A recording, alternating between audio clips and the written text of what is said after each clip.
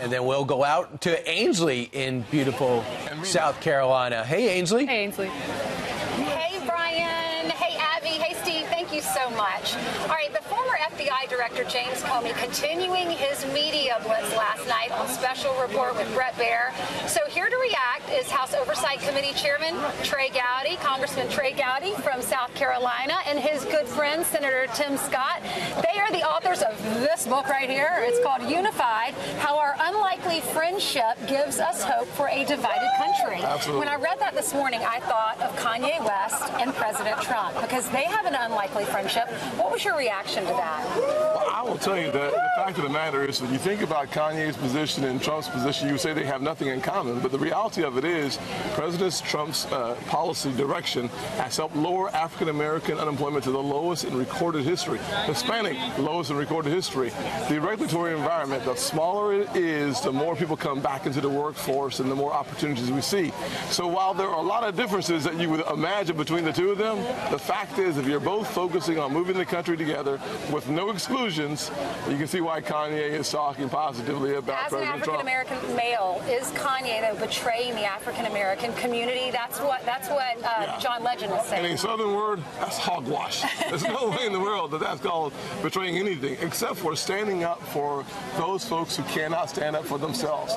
Chance the Rapper said it well. Because you're black does not mean you're a Democrat. Period. We should have a real discussion about the underlying policies that are leading towards the best economy and the best economic activity and minority communities we've seen in a very long time. And the president signed on to creating opportunity zones in the most distressed communities, which will disproportionately have a positive impact on the black community.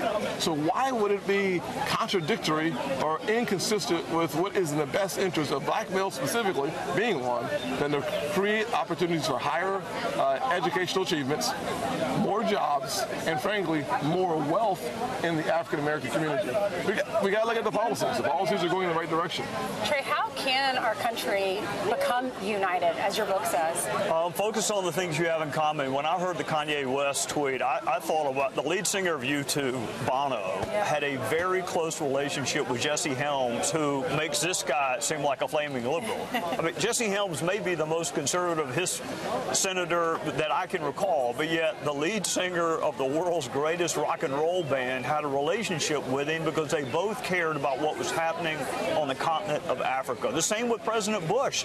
He and Bono had a relationship. So I'm convinced that we have something in common with everyone. Yeah. So while we run towards the divisiveness part, I don't understand, and I think it's tearing our country apart. We are more alike than we are different, right? And we don't have to hate each other if we have different opinions. What about Comey's media blitz? We had him on last night. Bret interviewed him. I thought Bret did a fantastic job of uncovering some really important information. Do you think, I heard, we've been playing your soundbite. You said, what did you say about the leaking? You said if this is a leak, then he calls it a leak, I call it a felony. Well, That's what you said. Yeah. You know, Comey said, I don't do sneaky things, I don't leak, and I don't do weasel things. And then his definition of leak is to disseminate classified information. Okay, that's actually a crime.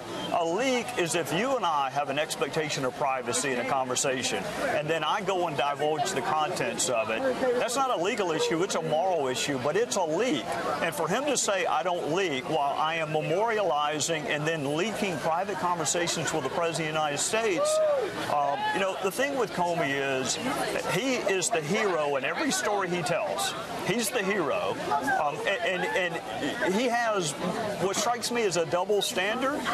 If this person lies, he wants him to be President of the United States. If Andy McCabe lies, he's still a stand-up guy. But he thinks if President Trump lies, he should be impeached. And that's relativism. It's antithetical to morals. And that's what I said last night. Thank you so much for being here and representing our state. Yes, what an honor. Welcome home. We all love you. Coming home. This guy back here, Brian and Steve are reading your book. Can you see that? Like it. They want you to sign it. I promised him